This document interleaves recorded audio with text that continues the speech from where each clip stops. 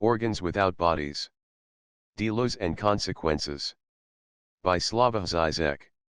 Is it possible not to love Spinoza?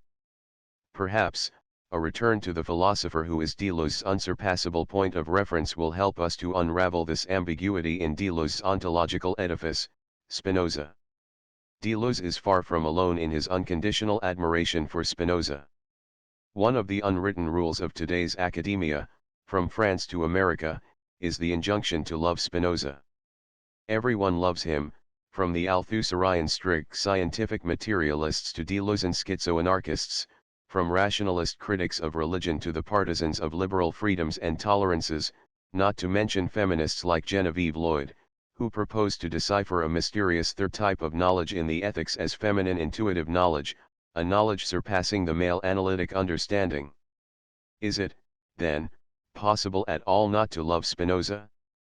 Who can be against a lone Jew who, on top of it, was excommunicated by the off-chail Jewish community itself?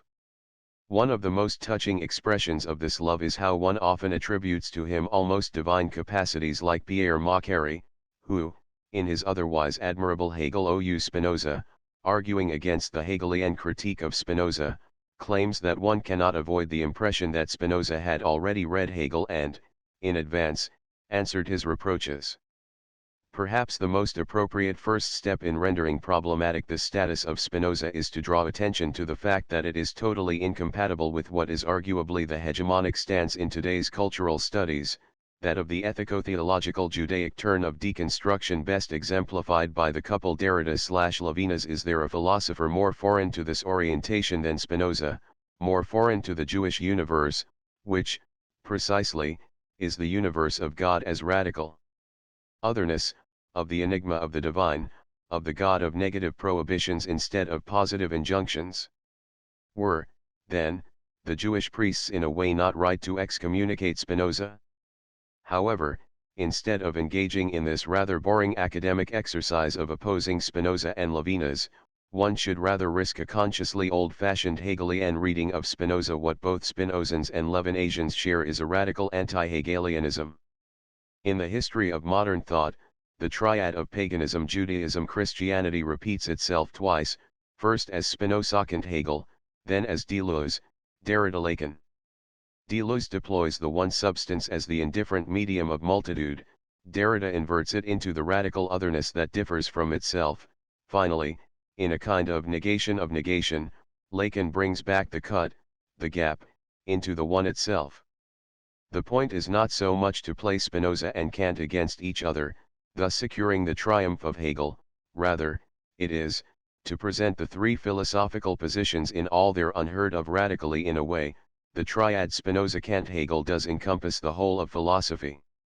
So, what is Spinoza? He is, effectively, the philosopher of substance, and this at a precise historical moment, after Descartes. For that reason, he is able to draw all, unexpected, for most of us, consequences from it.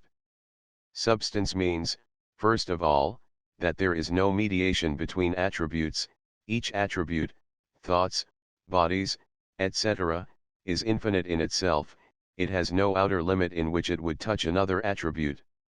Substance is the very name for this absolutely neutral medium of the multitude of attributes. This lack of mediation is the same as the lack of subjectivity, because subject is such a mediation. It exists in/through what Deleuze, in the logic of sense, called the dark precursor, the mediator between the two different series, the point of suture between them. Thus, what is missing in Spinoza is the elementary twist of dialectical inversion characterizing negativity, the inversion by means of which the very renunciation of desire turns into desire of renunciation, and so on. What is unthinkable for him is what Freud terms death drive, the idea that conatus is based on a fundamental act of self-sabotaging. Spinoza, with his assertion of conatus, of every entity's striving to persist and strengthen its being and, in this way, striving for happiness, remains within the Aristotelian frame of what a good life is. What is outside his scope is what Kant refers to as the categorical imperative, an unconditional thrust that parasitizes upon a human subject without any regard for its well-being, beyond the pleasure principle, and this, for Lacan, is the name of desire at its purest. The first philosophical consequence of this notion of substance is the motif on which Deleuze insists so much, the univocity of being. Among other things, this univocity means that the mechanisms of establishing the ontological links described by Spinoza are thoroughly neutral with regard to their good or bad effects. Spinoza thus avoids both traps of the standard approach. He neither dismisses the mechanism that constitutes a multitude as the source of the irrational destructive mob, nor does he celebrate it as the source of altruistic self-overcoming and solidarity. Of course, he was deeply and painfully aware of the destructive potential of the multitude. Recall the big political trauma of his life, a wild mob lynching the DeWitt brothers, his political allies. However, he was aware that the noblest collective acts are generated by exactly the same mechanism. In short, democracy and a lynching mob have the same source. It is with regard to this neutrality that the gap that separates Negri and Hart from Spinoza becomes palpable. In the Empire, we find a celebration of multitude as the force of resistance, whereas, in Spinoza, the concept of multitude qua crowd is fundamentally ambiguous. Multitude is resistance to the imposing one, but, at the same time, it designates what we call mob, a wild, irrational explosion of violence that, through imitatio effecti, feeds on and propels itself. This profound insight of Spinoza gets lost in today's ideology of multitude. The undecidability of the crowd goes all the way down. Crowd designates a certain mechanism that engenders social links, and this very same mechanism that supports, say, the enthusiastic formation of social solidarity also supports the explosive spread of racist violence. What the imitation of affects introduces is the notion of trans-individual circulation and communication. As Deleuze later developed in a Spinozan vein, affects are not something that belong to a subject and are then passed over to another subject. Affects function at the pre-individual level, as free-floating intensities that belong to no one and circulate at a level beneath intersubjectivity. This is what is so new about imitatio effecti, the idea that affects circulate directly, as what psychoanalysis calls partial objects. The next philosophical consequence is the thorough rejection of negativity. Each entity strives toward its full actualization. Every obstacle comes from outside.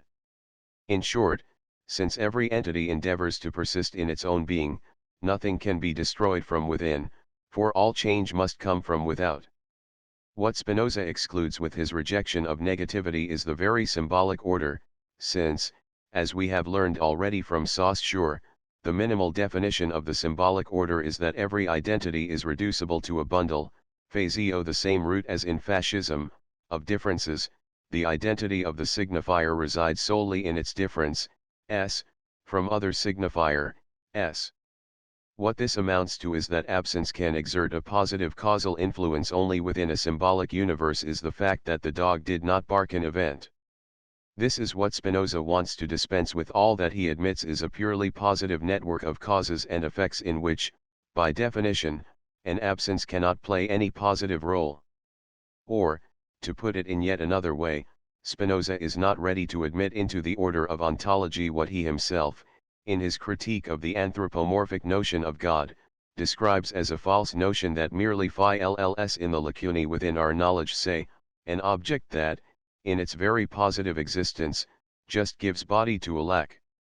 For him, any negativity is imaginary, the result of our anthropomorphic, limited, false knowledge that fails to grasp the actual causal chain.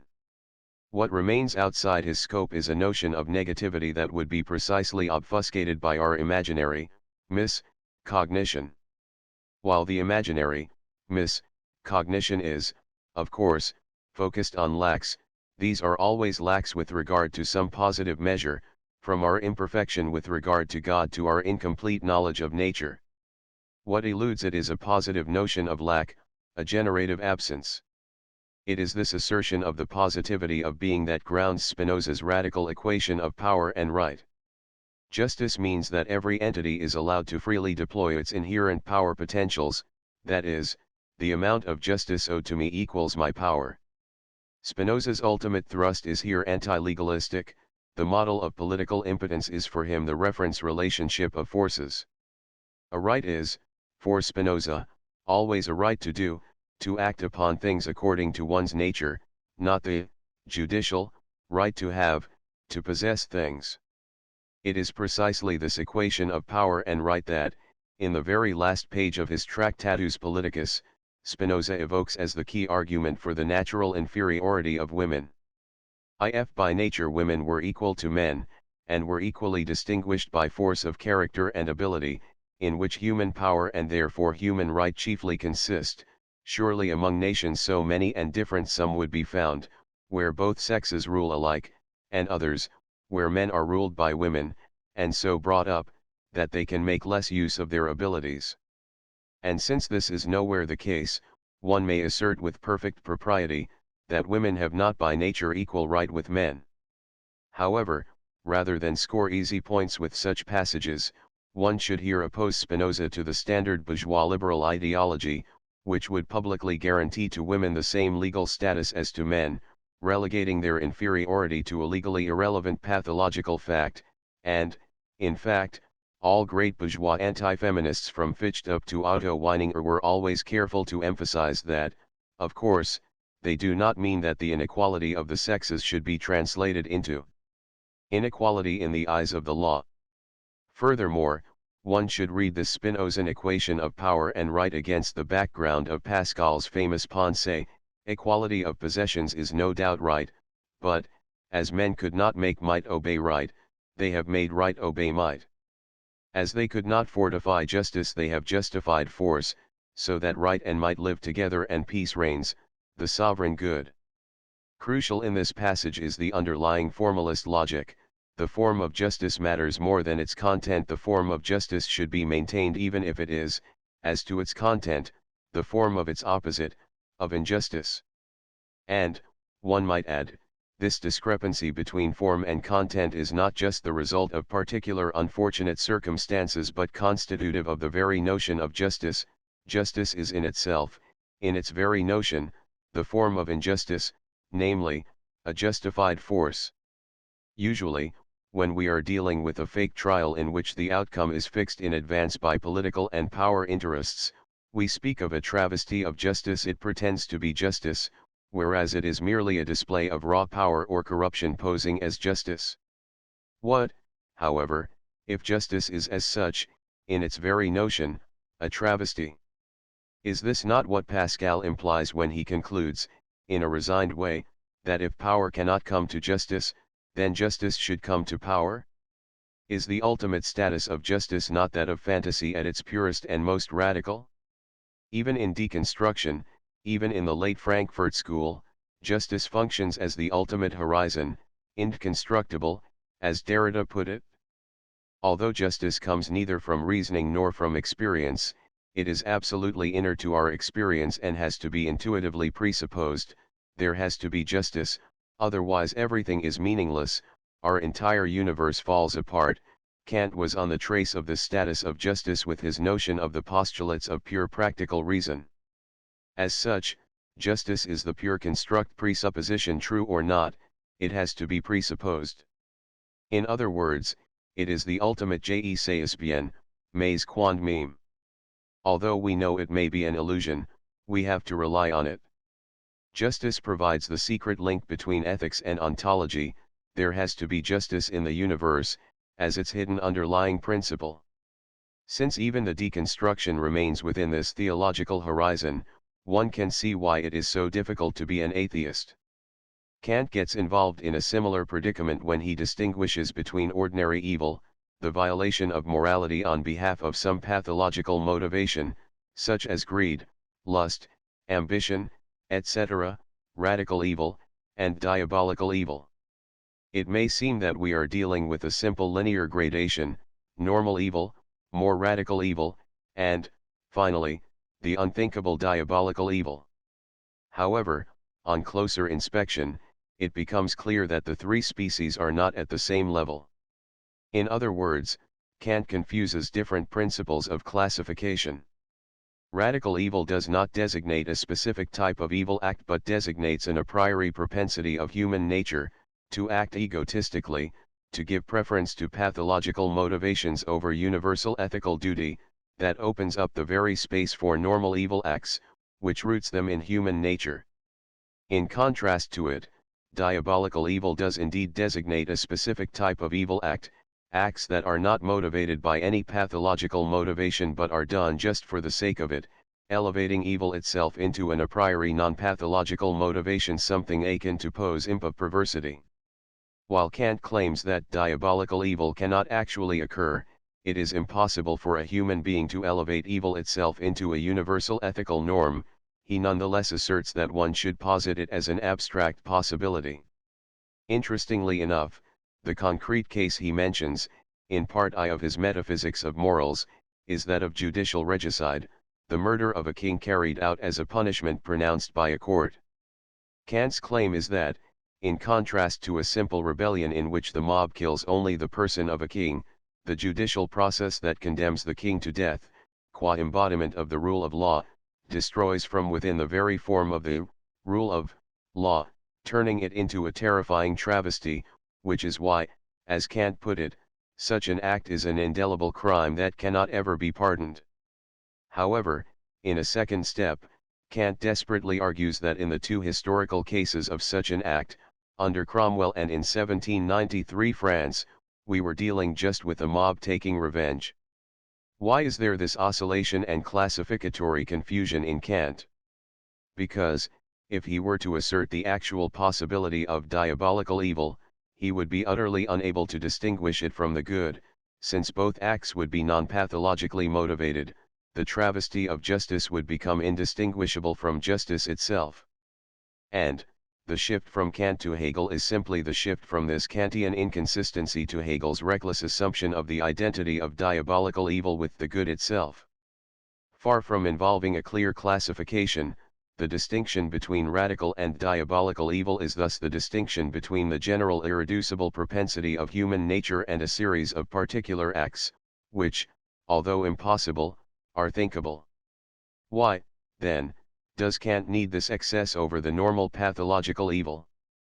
Because, without it, his theory would amount to no more than the traditional notion of the conflict between good and evil as the conflict between two tendencies in human nature, the tendency to act freely and autonomously and the tendency to act out of pathological, egotistic motivations.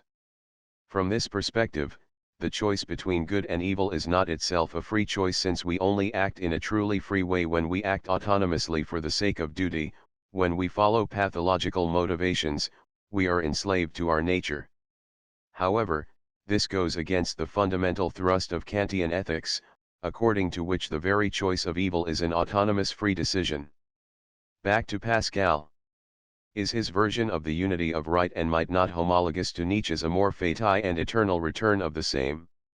Since, in this unique life of mine, I am constrained by the burden of the past weighing on me, the assertion of my unconditional will to power is always thwarted by that which, in the finitude of being thrown into a particular situation, I was forced to assume as given. Consequently, the only way to assert effectively my will to power is to transpose myself into a state in which I am able to will freely, assert as the outcome of my will, what I otherwise experience as imposed on me by external fate, and, the only way to accomplish this is to imagine that, in the future returns of the same, repetitions of my present predicament, I am fully ready to assume it freely. However, does this reasoning not also conceal the same formalism as that of Pascal? Is its hidden premise not, if I cannot freely choose my reality and thus overcome the necessity which determines me, I should formally elevate this necessity itself into something freely assumed by me? Or, as Wagner, Nietzsche's great nemesis, put it in The Twilight of Gods, fear of the gods' downfall grieves me not, since now I will it so. What once I resolved in despair, in the wild anguish of dissension, now I will freely perform, gladly and gaily.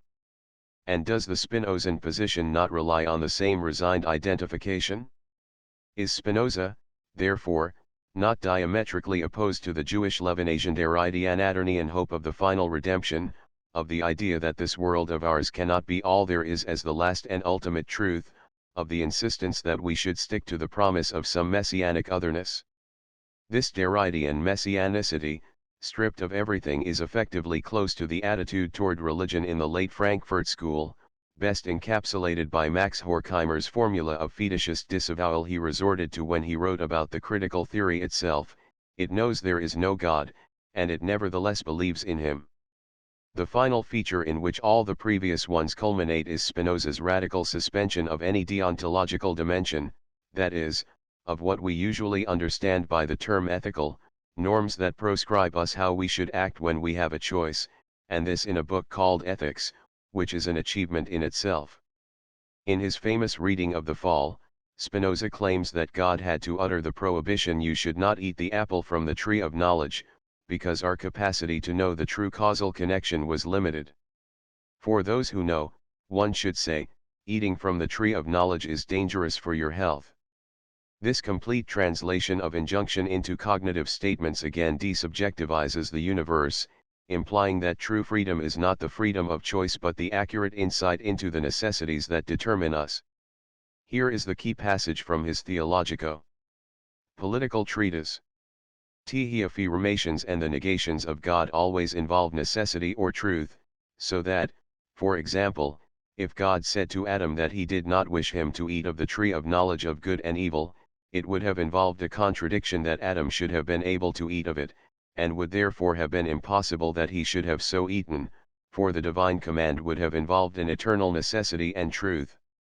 But since Scripture nevertheless narrates that God did give this command to Adam, and yet that nonetheless Adam ate of the tree, we must perforce say that God revealed to Adam the evil which would surely follow if he should eat of the tree, but did not disclose that such evil would of necessity come to pass. Thus it was that Adam took the revelation to be not an eternal and necessary truth, but a law, that is, an ordinance followed by gain or loss, not depending necessarily on the nature of the act performed, but solely on the will and absolute power of some potentate, so that the revelation in question was solely in relation to Adam, and solely through his lack of knowledge a law, and God was, as it were, a lawgiver and potentate. From the same cause, namely, from lack of knowledge, the Decalogue in relation to the Hebrews was a law. We conclude, therefore, that God is described as a lawgiver or prince, and styled just, merciful, etc., merely in concession to popular understanding, and the imperfection of popular knowledge, that in reality God acts and directs all things simply by the necessity of his nature and perfection, and that his decrees and volitions are eternal truths, and always involve necessity. Two levels are opposed here, that of imagination and opinions and that of true knowledge. The level of imagination is anthropomorphic. We are dealing with a narrative about agents giving orders that we are free to obey or disobey, and so forth. God himself is here the highest prince who dispenses mercy. The true knowledge, on the contrary, delivers the totally non-anthropomorphic causal nexus of impersonal truths. One is tempted to say that Spinoza here outJews Jews themselves. He extends iconoclasm to man himself. Not only do not paint God in man's image but also do not paint man himself in man's image. In other words, Spinoza here moves a step beyond the standard warning not to project onto nature human notions like goal, mercy, good and evil, and so on. We should not use them to conceive man himself. The key words in the quoted passage are solely through the lack of knowledge. The whole anthropomorphic domain of law, injunction, moral command, and so forth, is based on our ignorance. What Spinoza thus rejects is the necessity of what Lacan calls master signifier, the reflexive signifier that fills in the very lack of the signifier. Spinoza's own supreme example of God is crucial here. When conceived as a mighty person, God merely embodies our ignorance of true causality. One should recall here notions like phlogiston or Marx's Asiatic mode of production, or, as a matter of fact, today's popular post-industrial society notions that, while they appear to designate a positive content, merely signal our ignorance. Spinoza's unheard of endeavor is to think ethics itself outside the anthropomorphic moral categories of intentions, commandments, and the like. What he proposes is stricto sensu an ontological ethics, an ethics deprived of the deontological dimension, an ethics of is without ought.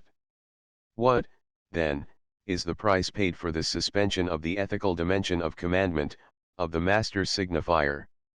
The psychoanalytic answer is clear: superego. Superego is on the side of knowledge. Like Kafka's law, it wants nothing from you, it is just there if you come to it. This is the command operative in the warning we see everywhere today: smoking may be dangerous to your health. Nothing is prohibited, you are just informed of a causal link. Along the same lines, the injunction only have sex if you really want to enjoy it, is the best way to sabotage enjoyment. This conclusion may appear strange.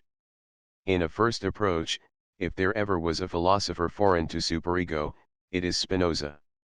Does his thought not display a unique attitude of almost saintly indifference, of the elevation not only above ordinary human passions and interests but also above all feelings of guilt and moral outrage? Is his universe not that of pure positivity of forces with no life-denying negativity? Is his attitude not one of the joyful assertion of life? However, what if superego is the hidden name of this very indifference and pure assertion of life?